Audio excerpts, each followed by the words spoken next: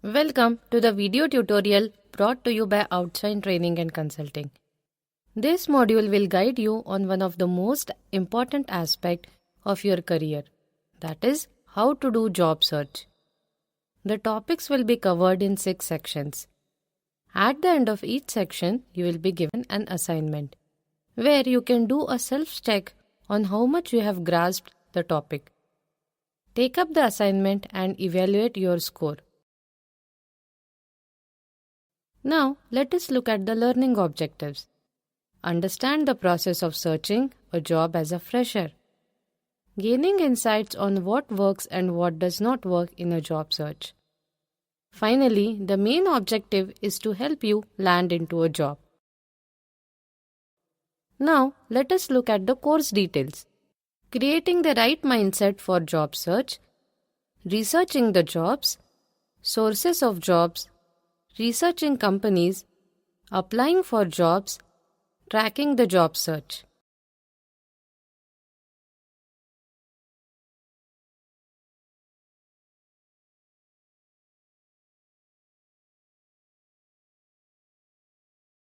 Who will benefit from these modules? Freshers, job seekers. Prerequisites. It would be better if you complete the session on social networking before taking up this topic.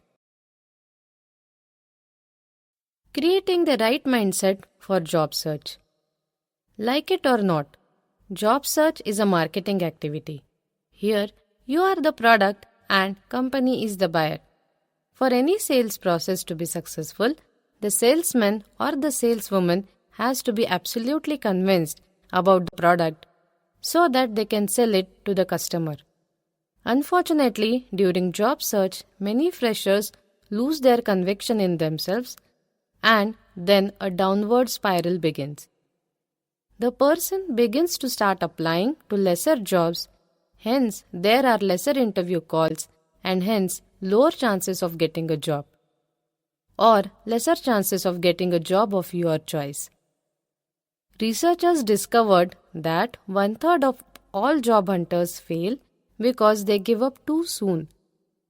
So before you go into the techniques of job search, keep this all-encompassing thing in mind. You have to have a positive mindset and good image about yourself. Only when you are convinced that you are good, you can convince others.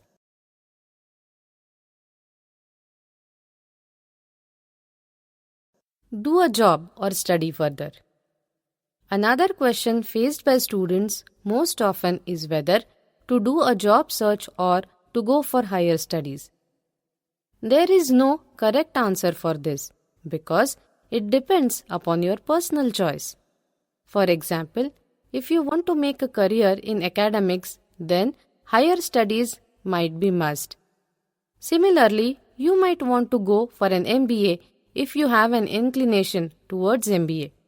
Doing job search and preparing for competitive exams for higher studies are both full-time activities. You cannot do justice to both if you attempt to do both. So it is recommended that you decide on one and then work on it based upon your choice. If you do not make a decision, you might not be able to focus on both. So decide higher studies or job and get cracking with it with full enthusiasm and you will get success.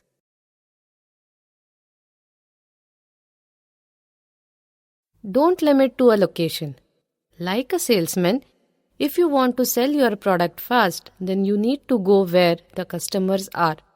Similarly, if you are from a small town which does not offer much employment opportunities, you should consider searching for a job in a larger city. This enhances your chances of getting a job drastically.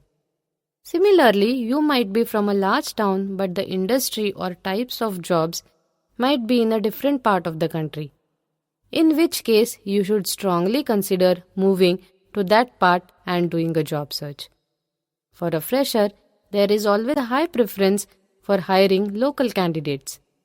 If you can arrange to stay put with a friend or relative in that city, it will make you a local candidate. Chicken and the egg situation. You need experience to get a job and you need a job to get experience. It has been a daunting question to most freshers. However, this problem can be solved to some extent. When we talk about experience, we are talking about industry exposure, and there are many platforms through which we can get this. The best is to approach companies for internships or doing small projects for a company. The projects or internships can be in the area of your interest, or it could be even in a different area. But irrespective of that, it is important to take these up. It will give you the much needed experience or exposure to what the industry needs. It also provides a good atmosphere to grasp other things about working in an industry that you cannot learn from a book. Whenever there is a discussion on internship or project, it cannot be completed without the discussion on stipend. Most students expect some stipend for the work they do.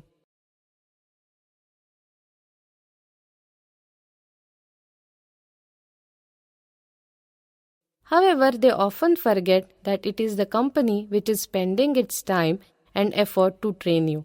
If you develop willingness to do internship, traineeship projects for free, then you put yourself ahead of the competition. There is also a logical explanation to this. If we split the companies into large companies and small companies, then most of the large companies have stopped internships, traineeship projects for students. So even if the large companies offer internship on a paid basis, the companies offering such internships projects is less. However, smaller companies are always looking for help, but unfortunately are short of cash. So there are multiple opportunities with small companies. It's just that they do not pay. You could think of free internship project like a free training. You are getting an industry level training by working for the company without paying anyone. So, we may not be able to solve the chicken and egg question, but in case of job first or experience first, we can solve the problem to some extent through the suggested approach. It just needs a change in mindset and some pursuit. Small companies versus big companies. Students often face a question whether to work for a large company or a small company. And while getting a job is more important than deciding whether you should work for a small company or a large company, it is important for you to understand the difference between the two. Small companies are less complicated and bureaucratic than a large company.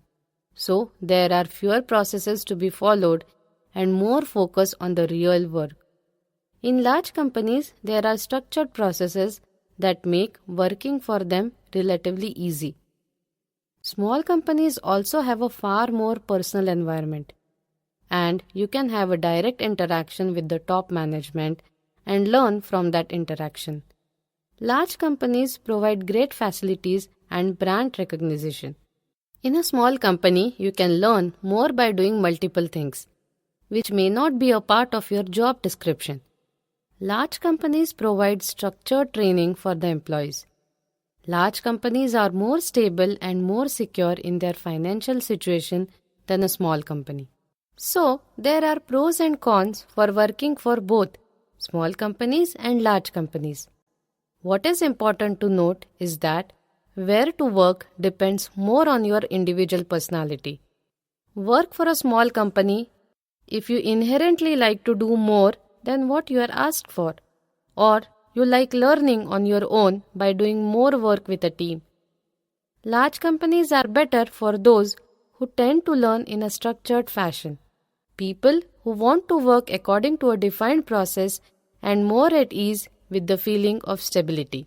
Having said that, it is also important to note that from a job search point of view, small companies have the leniency to hire you if they see value in you. They will be more willing to hire you as a trainee, volunteer, and then confirm you based upon how you deliver.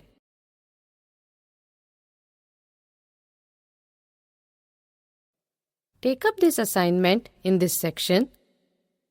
Depending upon the score, you can move to the next section or repeat the tutorial. Also, if a template is provided after the section, fill the template to judge your level of understanding.